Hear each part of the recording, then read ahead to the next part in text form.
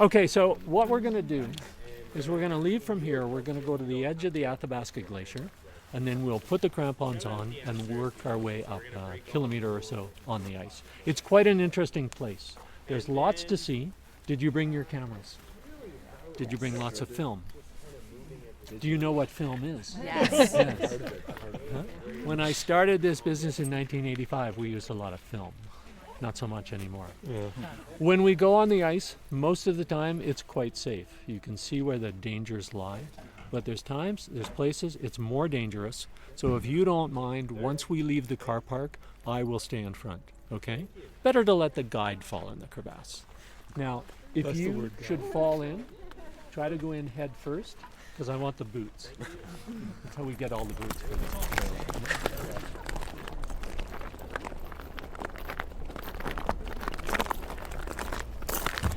According to Wikipedia, the Athabasca Glacier is one of the 6 principal toes of the Columbia Icefield in the Canadian Rockies. It is 900 feet thick in places, but this glacier has been shrinking at a rate of about 16 feet per year, and in the past 125 years has receded almost a mile, losing over half of its volume. Well, that's according to Wikipedia, but we're going to find out From the expert. from the yes. expert here. And I've always wanted to walk on a glacier. And Alan has hiked a Swiss glacier many years ago, and I had to catch up. So for this Bar Crawl Radio episode, we found a glacier near the Upper West Side in Alberta, Canada. Yeah, it was about the closest we could find. We could have gone to Montana. We could I have. think, but I'm glad we went here. Well, we wanted to go to Banff, too. Yeah, anyway. we want to go to Yeah, Banff yeah. and Jasper. So here it is in the Columbia Icefield. And earlier today, we took a walk on the Athabasca Glacier in Banff National Park. Now we are about 100 kilometers north of that walk at the Jasper Park Lodge Yeah, to here we talk are. with glacier guide. Now, Peter, is it Lemieux? It's Lemieux. Lemieux. That's right. Lemieux. Lemieux. Very close. Peter Lemieux. And so, as visitors to Jasper Park Lodge gather here in the Emerald Lounge, here we go.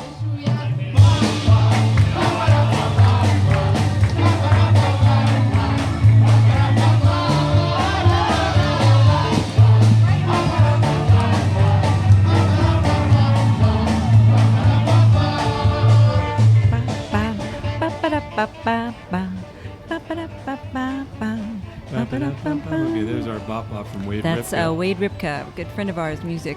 And it's a Russian music. From the Soviet Union from the 1960s, 70s.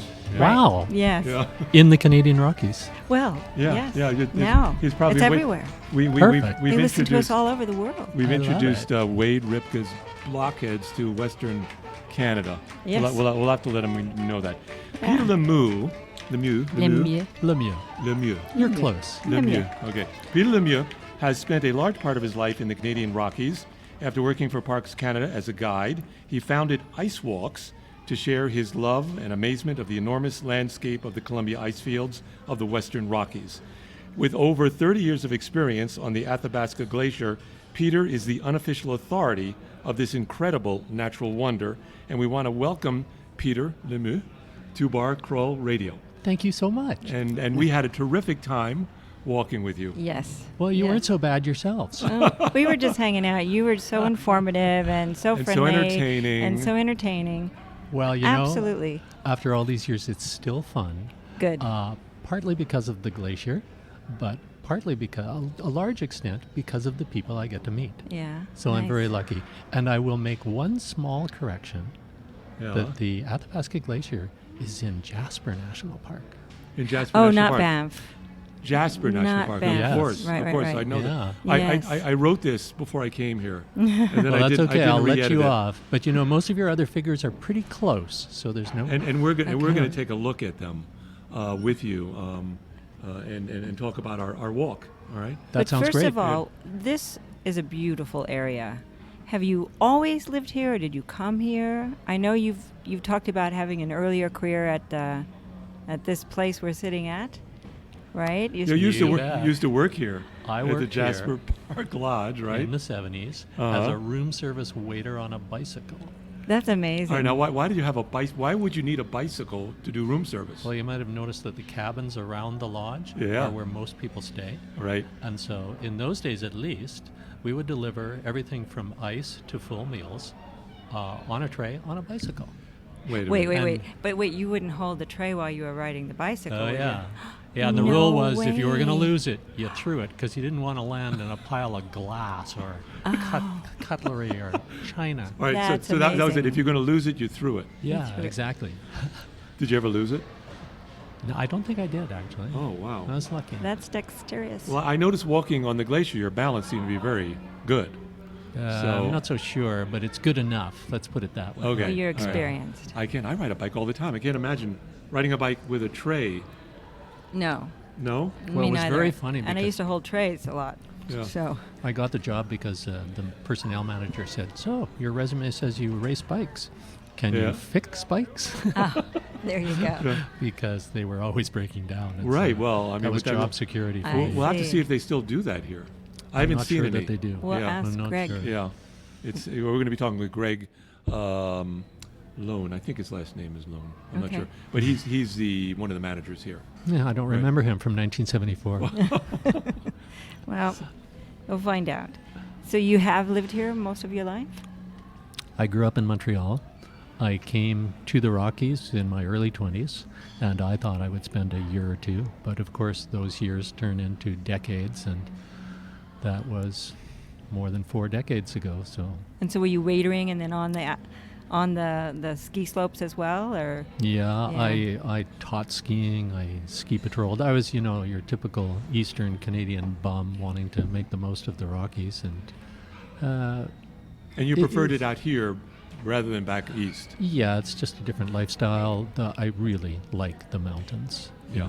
and for things like Why skiing. wouldn't you? It's gorgeous out here. Yeah, Yeah. yeah, it's one of those great places on Earth, I think.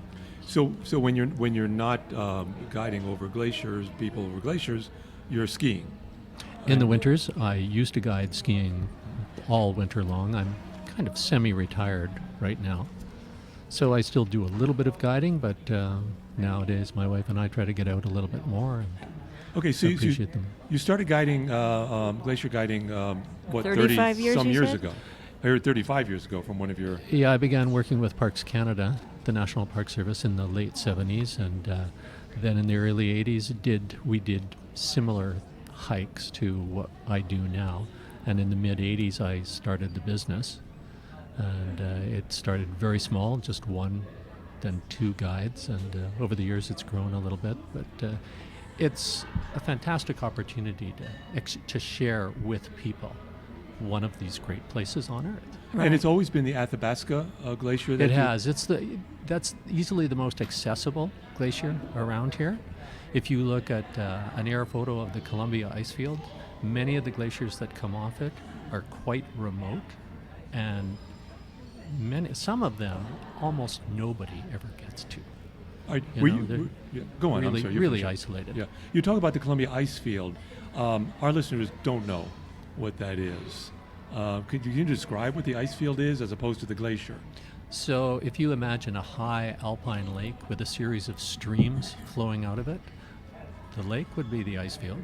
And only in this case, the lake is like 20 kilometers or 12 miles or so across, 8 or 10 miles wide, and it feeds a number of major outlet glaciers. So they drain the ice from the ice field. Right. I mean, That's a great analogy. You used that with us earlier, and that made perfect sense, the difference between the ice field and the glaciers. So the glaciers are flowing. That's right. Yeah. There's more flow. It's Right. they're basically draining the ice field. off the Got ice it. fields. Mhm. Right. The other thing that it was hard to take in, and there's no way really describing unless you go there and you come to this place, is the enormity of the ice fields, which we never saw, but the enormity of the glacier, which, I mean, we thought we were like just a few, few yards away, and it was enormous. We had to walk for a long time to get to it Before because it's so getting there. huge. It blows people away. And part of it is just the scale of things. Yeah. Part of it is the clarity to the air around here. We don't have a lot of pollution upwind, and it's quite dry. So you don't get as many hazy days around Right. here. So everything tends to look really close. It does. It looks Yeah. close. Yeah. It was amazing, and you kept pointing that out. And I thought that was very helpful to get a sense of where you were. I keep trying to beat it into you. I think I was getting it. Good. So you're a certified member of the Association of Canadian Mounted Guides. Mountain guides. Mountain guides? Yep. Yes. And what's required to become a glacier guide? Well, most of the guides I work with, we are ski guides, and we lead people across the mountains, across the glaciers in the winter. And for many years, there was no real classification for summer work like this.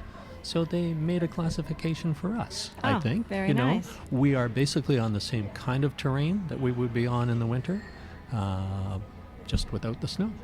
But we have the same hazards. There are hidden crevasses or open crevasses, as you saw today, the mill wells and moulins. And your way of approaching the crevasses, is that something that you mapped out, or was there already some kind of protocol about how to walk on a glacier and how to be careful? I would say a lot of it is just personal experience. There are obviously safer and more dangerous ways to approach these things. I joke that I only like to lose one person at a time. So you we didn't always lose go. anyone today. Do you know that? No, that's 2 days in a row. Wow. That's really good. Good. Okay. I was a little lost. It's enormously gorgeous out there, and you do a great job. And the glacier is constantly changing, and I could see you kind of like figuring out how we were going to walk. But before we talk about the kinds of specific things that we did out there in the glacier today, what are glaciers? For our listening audience. I mean, that's pretty basic. So anytime you get more snow falling than melting, the snow will collect, accumulate, compress into ice slowly over time, and then with gravity's help, it can begin to, and with, again, time, it begins to flow downhill. There are smaller patches of snow and ice in the Rockies, and what differentiates them from a glacier is they don't move. A glacier is moving ice, and that's evidenced by things like cracks in the ice. A crevasse would indicate that there's tension and the ice is flowing. So that's a glacier. And that's what kind of defines it, the fact that it moves. That's right. It's a huge block of ice and snow that's moving. I mean, it occurs to me even Continuous. Glass kind of moves too. Very Well, that's slowly. exactly it. People don't realize that glass is, what do they call it, a super cooled liquid. So Right, yeah. Right, and it moves very slow. But the glacier also changes size, and this is something that you emphasized in this trek up the glacier, the Athabasca. It does change size, and it's been changing size over decades and centuries, I guess. And you've emphasized the change in size. Can you tell us how it's changed in size since you started? So the analogy I use is your bank account. Oh, it changes Your size. bank account grows or shrinks according to two things: how much you save and how much you spend. And it's the same with a glacier. Depending on how much snow collects and how much ice melts away in the lower part, that glacier will expand or retreat, advance or retreat. Right. Most of the glaciers in the Canadian Rockies were advancing between, say, the early 1500s and the early 1900s. They reached a maximum.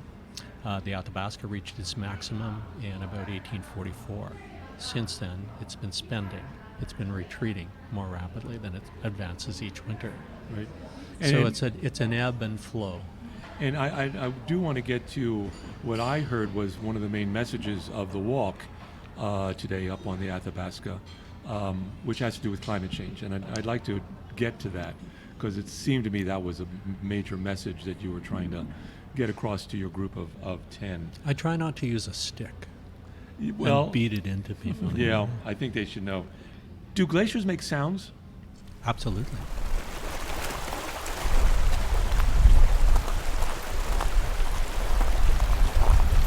I didn't hear any. I mean, I heard the water. No, you didn't hear any today. And they don't The make a water lot. gushing off of it, you could hear that. So the water is a big thing in the summer, Yeah. for sure.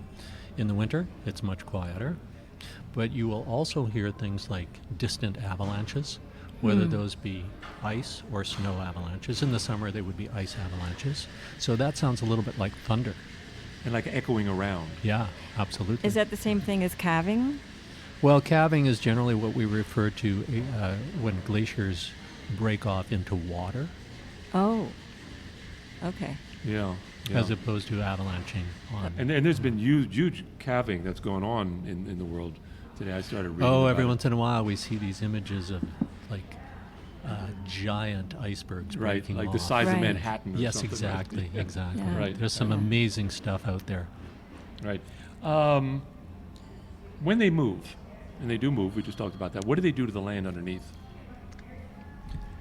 If you come to the Canadian Rockies, anywhere you look, the landscape has been shaped or it's been modified by moving ice. We're in the middle of a broad open valley here in Jasper. Right. And just imagine a kilometer or more of ice coming through here during the last ice age. And the weight, the pressure on the underlying bedrock, the ice moves through, it will grind away and make the valleys broader. What might have started as a V-shaped valley formed by, say, a creek or water or a river gets broadened and flattened. The sides tend to be a little bit steeper, but the main valley is quite flat. And they're bulldozers in effect. They move rubble around. They also transport material on their surfaces. A really interesting example around here, Whistler Mountain near Jasper, just on the outskirts of Jasper, has a tram that goes to the top. If you climb to the very summit of that mountain, you'll find giant boulders. And the rock in the boulders is different from the rock that it's lying on, which means the ice has to have been that thick, like the valley would have been filled and the top of Whistler Mountain would have been covered, and those rocks were rafted in on Wow. ice. They're Yeah. rafted in. Yeah, They it's came in like unbelievable. surfers on It's a so hard to huge imagine. surfboard. Yes. You know? Yes, it is. Yeah. It is. Well, Manhattan was formed by glaciers. I think so. And Yeah. I've heard that you'll find glacially carved bedrock All Yes. over. in all Yes. places. over. And And the they all cen- go in in the Central same Park. direction. Central Yeah. Park, Riverside Park. Yes.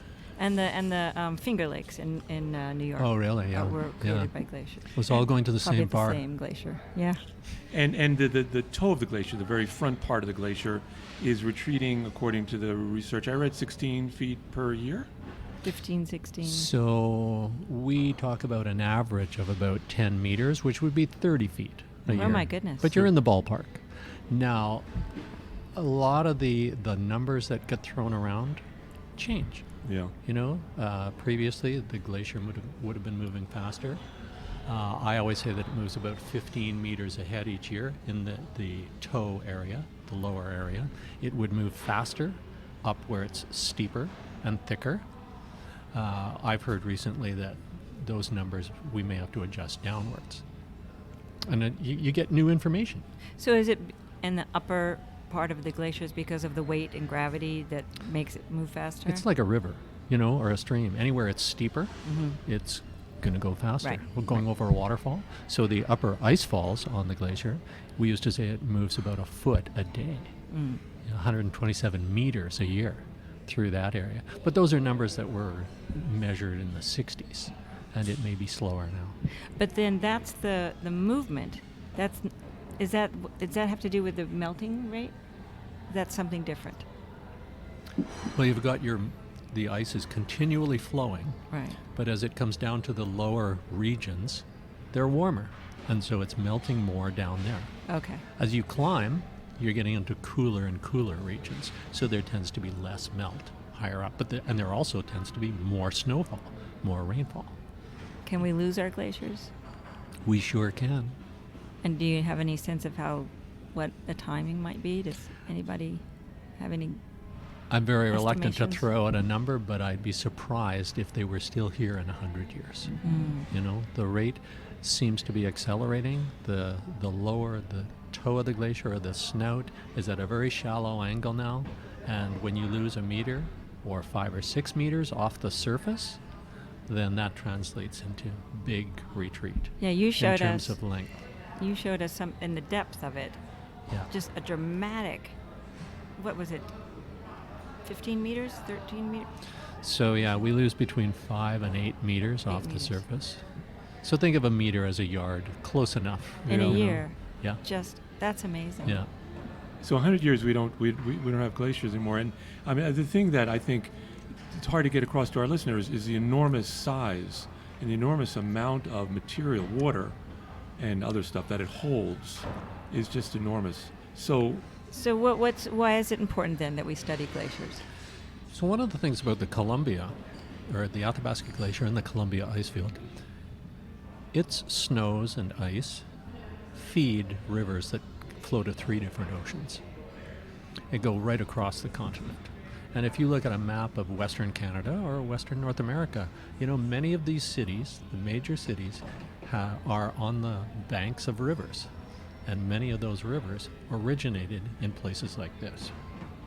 And as I said today, it's not that we're going to lose the rivers, but what you will see is that the peak flow during late summer, when everything else is drying up, is going to diminish. So we're going to see changes because many of these rivers flow across the Canadian prairies, which we talk about as the breadbasket of our country.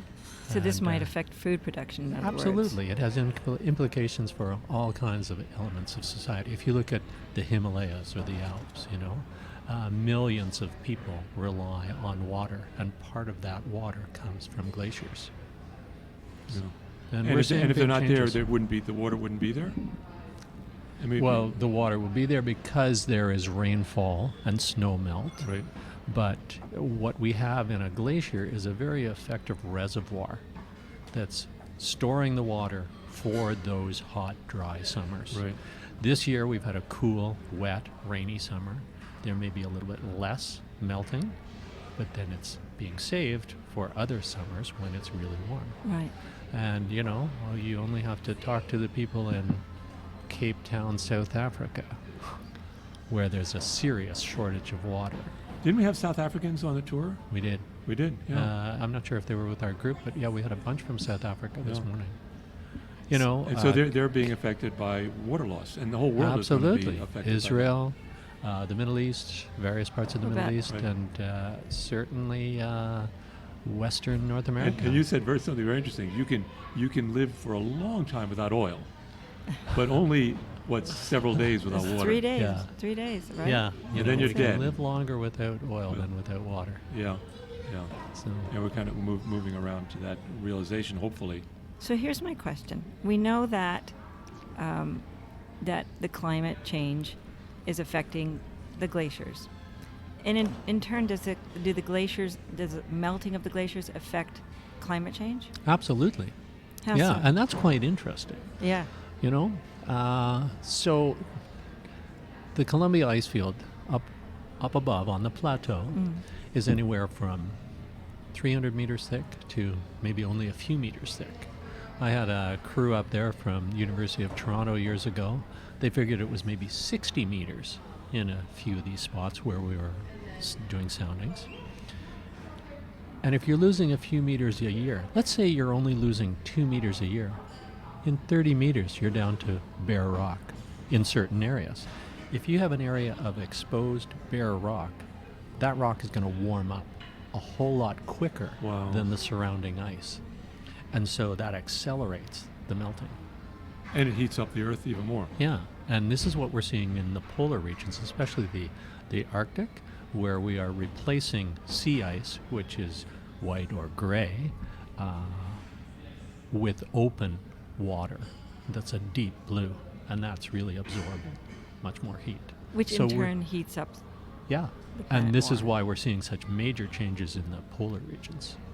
And I imagine there's a point of no return in which snow replenishment is not going to be enough to stop the melting, and then there's a fall off of everything. That's the $64 question. Yeah. Yeah.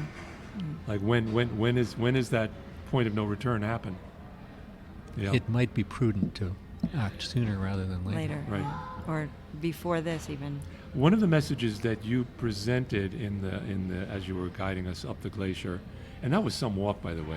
And we've got to thank you for stopping every once in a while, because because it was. I like We- to make we- sure you're all fit. You We, know? Yeah, we right. both were talking to each other afterwards, and I was saying I didn't want to say anything because I didn't want to be the wimp on the Yeah, I walk. certainly And want to s- be. I and didn't want Alan to be the said whip. I was feeling the same thing. Well, you hit it very well. I never would have guessed. Wow. Yeah, and you do this like every day.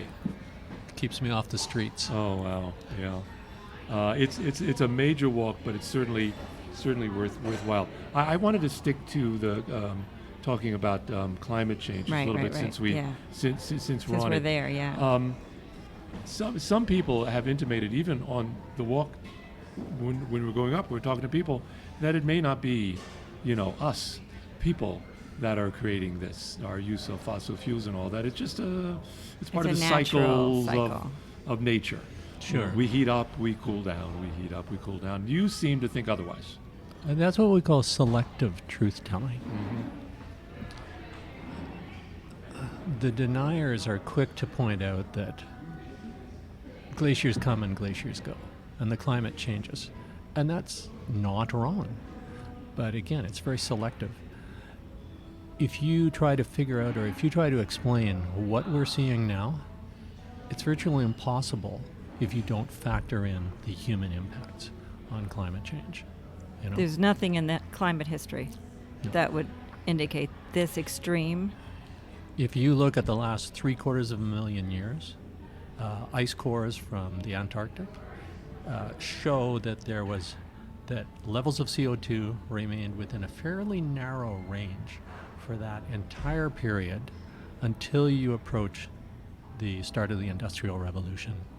Since then, we're now in the process of doubling those levels of CO2, and the physics is pretty clear and it's pretty simple. If you increase levels of CO2, then you will increase temperature. And so it's kind of a big experiment Yeah. that we're conducting. Yeah, that was an interesting way that you put on it. This becomes an experiment, which may lead to the decimation of humankind. But it's an experiment, and then Or and then diminishing. the cockroaches will know the answer. Well, yeah, but my question is, okay, who wins and who loses in This- all this? We in the first world, we're pretty well situated to weather a lot of this, unless you have, beachfront property in low-lying areas. It's probably like, still going to be pretty miserable. But yeah, I get where Yeah. you're going. It's the third world you know, country that's there are that many people who are living right on the edge, Yeah. both literally and figuratively. Yes, yes, and yes. those are the ones who pay. Have you ever Right. had a For this. politician come in? One of the local. Oh, I've wanted to. Yeah, I bet. I heard you refer to that. Yeah. There was a lot of water coming off of the glacier. Is that normal this time of year, or does it look like more than? I mean, there's enormous amounts of water just flowing off of this glacier. Yep, and that gives you an idea where the rivers come at this time of the year. Yeah. Yeah. Come from. I wouldn't say that was unusual today. Okay. It was gorgeous. I mean, the sound of it and the blue and the Yeah. clarity It's of a pretty the water. special place, It isn't is. it? Right. Yeah. Yes, and You it show has little these secret huge- places Huge that you crevices. Yeah. You know, I always and- say, do you like my office? Yeah. It's amazing. I'm It's like- very, very lucky. Wow, And wow. Peter says, "You want to see something else special?" And he takes the whole gang over to Oh, another to spot, and we're another looking, going, spot. "Oh my gosh!" Oh, yeah. Well, it blows people away because it's outside of most people's experience. Yes. Right. Yeah. You know? But you've been So- doing this for a long time. It must get tiring. Well, there may be days when I go down and I think, I don't really want to do this. Yeah. But frankly, there's always very cool people, very curious people, and frankly, very intelligent people who are interested in learning about it. So I'm like, it's like being a teacher with a really curious class. Right. It jazzes everybody. Yeah. And one of the fellow from Manhattan today with his wife and 2 kids, he said, it doesn't seem like you've been doing this for 30 years. No. And it's like every day is different, That's and people true. are different. That's a good point. So Yeah. Yeah. These are beautiful, beautiful places. I mean, and they're wonderful to walk on. What particular aspect? And I said I was going to ask you this when we were walking. What particular aspect of walking on the glacier do you enjoy? Do you go back to and say, yeah, my last thought, I want it to be about that. maybe the variety. The glacier, the ice is always changing, you know. And I today mentioned one place that I really liked, going into the head of the lower glacier where it's very rough. Excuse me. But it's always changing, and every once in a while I think back to all the very interesting features that I've seen over the years, and like the number of features is mind-boggling, and it's always different. And you just saw something today you had never seen before. Yeah, there was this icicle inside. It must have one been of these- 15 One feet of the long. crevices. Yeah, it was phenomenal, and I'm dying to get back there with a camera before it goes, because that kind of stuff is so ephemeral. It'll last a few days and then it'll be gone. Right. So what is it? Would you go on the ice one day, and you walk a certain path to go here, and you walk over there, and you come and you see that it's changed, and you can no longer go that way, or it's just, does that happen? Yeah, there's more of an evolution So you see it than kind a of. revolution. It's slowly changing day to day. I might go away for a week, and then I'll come back and I'll think, oh, the arch that was there is gone. Is gone, yeah. All of these things, they come and they go. And as we talked earlier about, how much ice we lose each year, if you lose meters each year, then those features are gone within a month or two. Yeah. Yeah. I forgot what I was going to ask. So, you So can go ahead, Yeah. so I can go ahead. Okay. All right. So I had nightmares last night. She I'll couldn't sleep. confess. I couldn't sleep. I was worrying about different things, but from 1 a.m. on, I couldn't sleep, and I was thinking, in my dream, we were all tied together with ropes, and one of us fell into a crevasse, and then all of us were being pulled in to the crevasse. So at one point, I think you were saying, come and look at this, and I said, I'm afraid. What could possibly go wrong? But so, do things go wrong? Reminds me of that old Walt Disney film, The Third Man on the Mountain. Oh, yeah. About an ascent on the Matterhorn. Do things go wrong? Not with our guests. Not with you. Because Not with we your keep group. things under control. Yeah. Things go really sideways sometimes with people who wander out there. And Have you heard of any accidents? Oh, there have been a number of accidents. There's been a number of fatalities, Oh. And the real On the Athabasca. tragic part Yeah. is that they're kids. Some of them are kids, Ah. So it looks innocuous, and you didn't see anybody today, but yesterday, for instance, we saw like 50 people wandering around. Oh, And my. it's like It must make you feel nervous inside. well, yeah, it does really. And because we're up there so much, we've gotten involved in some of these rescues. I would think that they would call upon you. Well, we're right there. Yeah. So that's a little disturbing. Of course. But and the interesting thing is that these people are not stupid.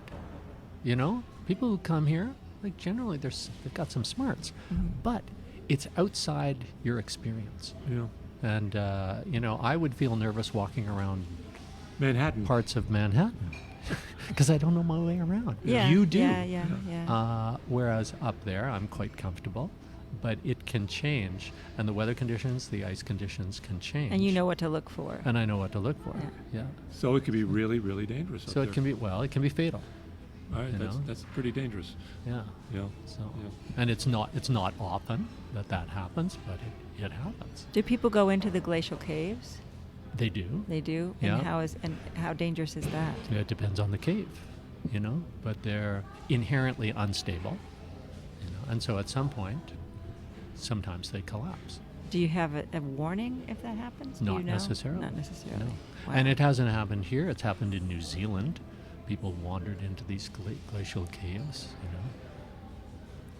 But it's like, random wolf attacks, which happened in glacial Banff attack. last week.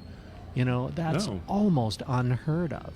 Yeah, I always thought the wolf's got a bad rap. Yeah, In yeah. fact. And, it turned out to be an old wolf. Oh. And so it was weaker and obviously opportunistic. Mm. But you think there's no reason why it wouldn't do that.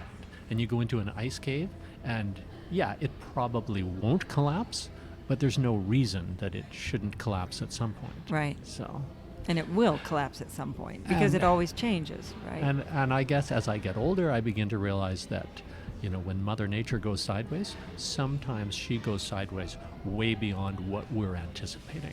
So you, as an older guide, you tend to become more conservative for a reason. Yeah, especially I would think as it starts to really, drain of its water, and some really bad collapses could start happening. Well, yes, as with the retreat of the glaciers in the Rockies, we're seeing instabilities in certain areas, and it's, you don't like to be over dramatic. Yeah. But it's changing. It's always changing. And it's possible it's going to be changing faster Yeah. over the decades to come. Yeah, most likely. Yeah. I would say. Right, and you're aware of that, and you're taking precautions because of that. Yeah. You chopped into some of the ice, and kind of gave us some of the ice. To Yeah, do you kinda have look that piece that I gave you? It is in my pocket right now. I hope it's in that drink that you're drinking. It was gorgeous. I really wanted to take That's some of pretty that neat, ice. isn't it? It was pretty. It was absolutely clear, little air bubbles in it. Yep. I held it up to the sun. It was like sparkling like a diamond. It's very cool. Right, and this is old air that's caught inside it. You were going to say something about the air. I thought you didn't get to it in your talk about the importance of the release of this air.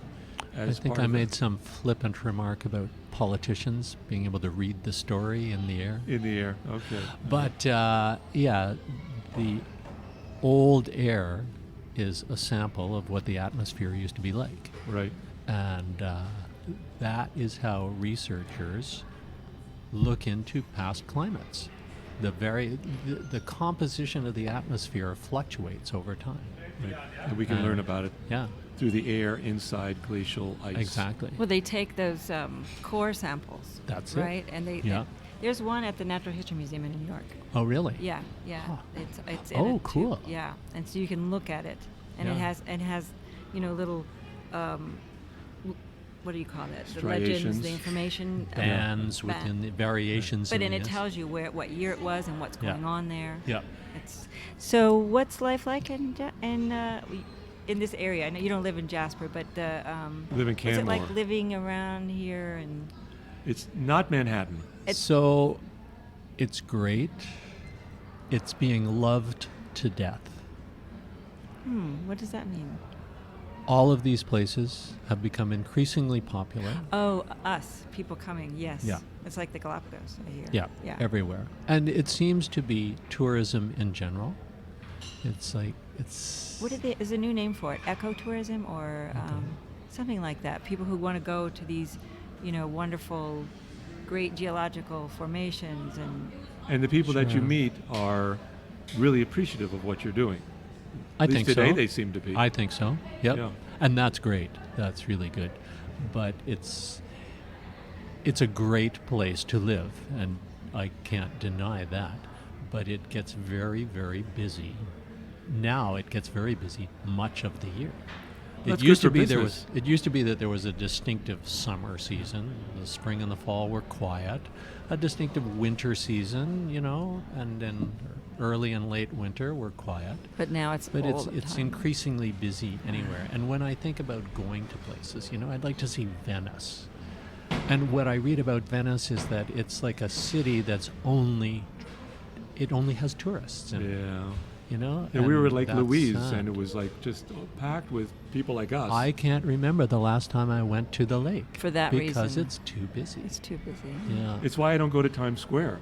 Oh, we don't go to Yeah. any It's, places. it's Yeah, any totally crowded overrun by places. tourists. Yeah. Where It we used to live, be it's kind of a quiet. funky place, but it isn't Yeah. anymore. Yeah. Yeah. Can I ask my question now? I was going to ask another question though, Okay. but I forgot. So Yeah. go ahead. Um, You're allowed. Is there something we're missing here? Is there something we should know about the glaciers that we've not asked because we're blindsided by our own ignorance? I don't know. I think you've been covering quite a bit. Okay, yeah, And having just talked about, the numbers of people who come here, yeah. now I'm going to go the exact opposite way and say, come before they disappear. Well, that's why we That's came. why we. That's, And, that's and, why we and this came. is probably a big reason why many of our guests come, And often I hear from them that they say, we wanted our kids to see this before they disappear. Yeah. And they are definitely disappearing. Right. So that's why I'm really glad you came. And we are too. And Great. Thank you. We had a wonderful, wonderful My pleasure. time today. That was fun. Yeah, it is. It was fun. So we've been talking with Peter Lemieux of Ice Walks Tours outside in Jasper National Park in Western Canada. Thanks for telling us all about that magnificent ice formation. Come back. We will. I think we will. Got to bring our grandson now, right? Yeah, we got to Awesome. bring like a little All Jackie right. here. He's too little. I didn't know you were old enough to have grandchildren. Oh, thank you very much for saying that. That's very sweet of you.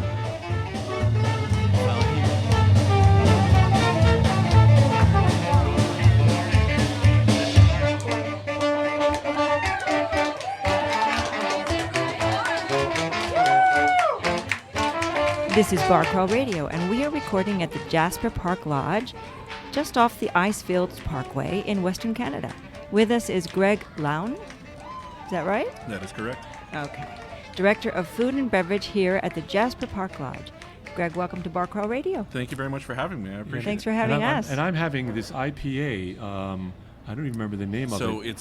it's called the Rock Hopper IPA. It's brewed right here in Jasper, in downtown Jasper, at the Jasper Brew Pub. Nice. Great partners of ours. It's really good. It's the only brewery in a national park in Canada. So we're Very very nice. fortunate. Very nice. Are you a local Jasperian? I am not. Those are actually difficult to come by. I'm originally from Ontario, from just south of Detroit in Windsor, Ontario. So it's the Okay. only place in Canada where you go north Yes, to get to that's the right. to get to the U.S. Because of the peninsulas Exactly. there. Yeah. Yep. So I've found my way. I started with Fairmont 15 years ago in Whistler. I've worked in Scotland and Mexico, and I've been here for 5.5 years now. Oh, here wow. in beautiful How Jasper, fun. Alberta. Scotland and Mexico, how different that must have been. Okay, Scotland in winter is about the coldest place I've ever been, and that's even considering it was minus 40 here more than a few times this past winter. And summer in Mexico is something to be experienced. It's not something. It's something your body has to acclimatize to. It is not a. Well, I'm a it's not an Floridian, so everyday. I kind of like we vacation in Cabo. And Yep. Sometimes. what part of Mexico? Playa del Carmen in the Fairmont Mayacoba. Okay, all right. Yeah. So, tell us about this place we're in. What's the history? I changed our background As I was Okay. coming in here, I don't know if so you've we ever could watched. see the background here of your lake. Well, back that's there. exactly it. I mean, Yeah. we're not getting the best of it. We're here in the middle of the Rocky Mountains in Canada. It's a spectacular view behind us. Of course, the clouds aren't fully participating in this today. There's a few of the mountaintops are shaded, but over my shoulder you can see a little tiny piece, if you were to look closely, of the second best golf course in the entire country. All right. You would look at this glacier-fed lake, and the unique thing about Lac Beauvert is that it is completely glacier-fed. So there's no tributaries or other rivers running into it. So if you were to walk down there to the water's edge, not only can you see the bottom right here at the edge, if you were to take a canoe, you can see the bottom almost throughout the entire lake because there's no glacial silt or no dust in the lake. So if you were out there paddling, you could see the fish swimming by, you could see the loons We're going gonna have to go underneath take your a boat. look. Yeah. It's spectacular. And I guess the water tastes good. You could drink it. What you actually are. Oh, wow. So This is glacial water. This is right from the lake behind you. That's our source of drinking water. Of course, we have our own water treatment plant to make sure that it's all up to That to is standard. delicious. But that's It's as good. clean and fresh a water as you can find. I want out to of a tell you, tap. Greg, too. We have very high standards because New York City has really good water. Okay. 'Cause we get it from the reservoirs upstate. Upstate, I was yeah. going to all say, okay, it rainwater. must come from somewhere else. So No, that yeah. doesn't come from the Hudson. No. doesn't come from the boroughs or whatever. Yes. Yeah. This is good water. But it's as fresh and clean as you can imagine. Very nice. So we're very fortunate. So when I came in here, when we pulled in here with our car, we watched this TV show called Mrs. Maisel. Okay. And it takes place in the 1950s in a big resort that people come to every year. They have their, they go to their same bungalows. They have someone is assigned to them to help, it was a very strange world. They do very silly things. Very much so. But this really reminds me of that. And then we were talking to, Peter. Haley? Haley. Haley. Oh, yes. Yeah, we were talking to Haley, and she was saying that someone remarked that or was talking about when it first opened in the 1950s, that it still, has that Well, the feel Dirty to it. Dancing. Yeah, that's right. Someone Yes, had said to her someone that it says that a reminds- lot. People yeah. say that a lot. I mean, I think we have to go back a little bit farther. This is from a different era. This building that we're sitting in was constructed in 1952, only because this was the largest log structure in North America, and it burned down in 1951. Wow. And when people came here, they would come here from England. They would come here from all over the world. They would take a steamer ship across the Atlantic. Wow. They would take the train all the way across the country to get here. So they would come for 2 and 3 weeks. They would pack their steamer trucks. They would pack trunks. They would pack everything with them. And they would come every year. Some of them would come every year. Some of them would come periodically. Yeah. But there was no other way to get here. So we had a fleet of cars on site that could take you out to Lake Edith, or take you up to Mount Edith Cavell, or take you to Tangle Falls, or to any of these different amazing spots around here. However, we couldn't drive you to Edmonton. There was no highway. There was no road. The only way to get here was by rail. Wow. So you got to consider how much of this place was built with people's hands and sweat and efforts. The golf course was built over 2 years. They cleared all the rocks. And here in Jasper, there's no soil on the ground. It's very, very rocky. We're still very proximate to the mountains. So they bought a farm in Edmonton, stripped all of the soil from the farm, brought it by rail to Jasper, to the town of Jasper, brought it by horse and buggy from the town across the bridge onto the golf course, covered the whole golf course with 8 inches of soil so that they could grow the grass we have today. What year was this? And that was 1925, 1924 and 25. Wow. The lodge itself opened in 23, and the golf course came soon thereafter. So the amount of blood, sweat, and tears that went. The slope above Moline Canyon, where the original logs for this original structure came from, is still a clear spot today. A lot of locals like to hike up there, and it's much younger trees, so you can still ski that slope. You just have to walk up there. Right. And those old logs were used to build the lodge. Yes. Right. Yeah. This area does look different. I mean, when we were driving up, you've No got question. a lot of land that you drive through to get here. Very much so. Very elegant looking, a lot of grass, and it's not like the rest of the area. It kind of almost reminds me of the Northeast in a way. I mean, it has that verdant kind of. You mean here on the property? Yeah. Yes. Well, and yes. that's something that we constantly try to curate. I mean, as much as this is over 95 years old, this property, it's catering to a different type of clientele, obviously, than you would have had coming on the steam train, coming on the train back in the 50s. So we're always working to get better, and infrastructure is a part of that, and then landscaping is another part of that. So we spend a lot of time and effort making sure that it looks up to the standard, that the outside grounds match the rest of it, whether it's the floral displays throughout the lobby here from our own From your own florist gardens? team, and from the greenhouse, the herbs that we grow for the bar. It's almost like farm to table then. As much as we can Yeah. be, because in a national park you can only grow species that are native. So we can make some microgreens in the greenhouse. At the moment we can't grow any big crops of tomatoes because they're not not local. So Right. we do what we can, but as much as we can, we really feature the products of Alberta pork, Alberta beef. Alberta beer. The similarities, Beer? Alberta beer, the similarities between Alberta and Texas, being the oil province of Canada, Right. The cattle capital of Canada. This is very much our meat and potatoes part of the country. Right, got it. And Becky's drinking a tonic. With that, the tonic water, the tonic is made by one of your. It's made right here in house. Yes, Yeah. Right. And it's really delicious.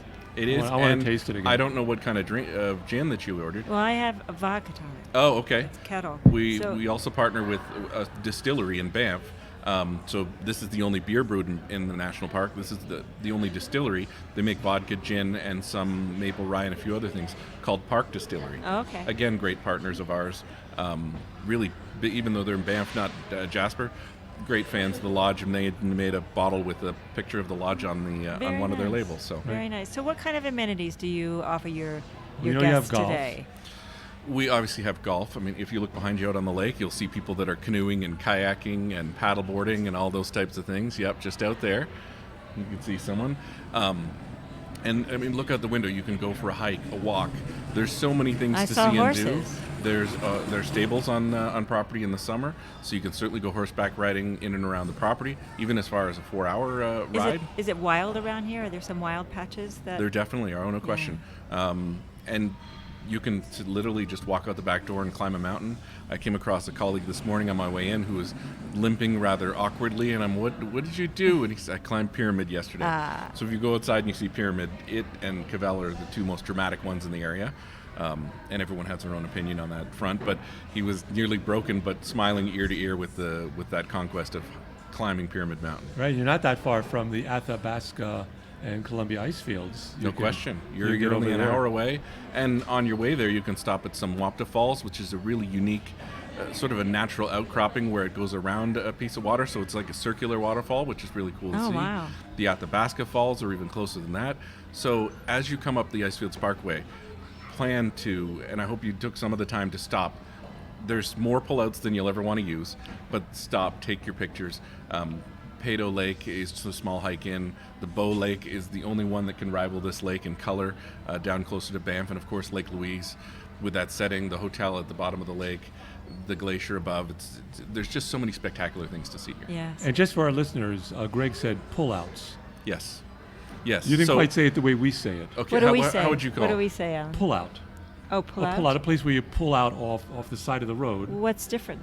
Did I say it more oots or more pullouts? Yeah. Oh, So maybe, a little more maybe. Canadian accent, perhaps. Maybe. So that's good. I loved it. I just I wanted didn't to hear point it. out. Pillow. But I will caution you, please. There's no way we can stop them from doing it. But whenever someone sees a bear, and actually a different story we'll tell you after. But We haven't seen a bear yet. But when people We would like to see it. you will see a bear jam first. If you're going down the highway, we call them bear jams, and there'll be all kinds of cars pulled over at the side of the road, dangerously close to the animal in a lot of cases. And just walking around, getting out of the cars, going to take a look because they haven't had an opportunity to see it either. So you will see the taillights in the distance and wonder what's going on. And then when you get up there, it's just an elk. That's disappointing. Why are they all stopping? But for us, elk, bears are not an everyday thing, obviously. Oh, but no. elk and deer and coyotes and No big like squirrels in Manhattan. we have two different types of those too. So there's all I kinds saw the of black squirrels. yeah. Yep. So you really have a wonderful Or feeling. maybe you Wild. know, there's a bird. It's Okay. a big bird. Oh. It has kind of like a blue, green, It's sheeny black, thing green, on and the black white. Magpie. Magpie. That's a magpie. Yes. Oh. Oh, yes. And they make a horrible sound. Horrible. It is not nice. Horrible sound. And believe it or not, the huge blackbirds are not ravens. They're just crows on steroids. They are massive birds. Yeah. So who's here now? Who visits the lodge? You kind of said you get people from all over the states. Do they come from all over the world? No question, from all over the world. It's almost two resorts, winter and summer. Summer is very, very busy. It's very high occupancy, and we see a lot of tour business from Australia, from all over Asia, from the U.S. of course, and from Europe. In the winter, there's a lot of English traffic. There's a lot of skiers in England who don't have that opportunity. They could go obviously to Switzerland or the Alps or anything, but a lot of them tend to come to visit us here in Canada. And Jasper's a great place. As much as I came from Whistler, which is the biggest ski resort in Canada, rivaling the Aspens and the Vales of the U.S., but here in Jasper, Marmot is certainly smaller, but it's got such varied terrain. And USA Today voted Jasper as one of the top 10 best ski towns in all of North America because of the town, the community, the feel. Nice. It's not a great big Mountain.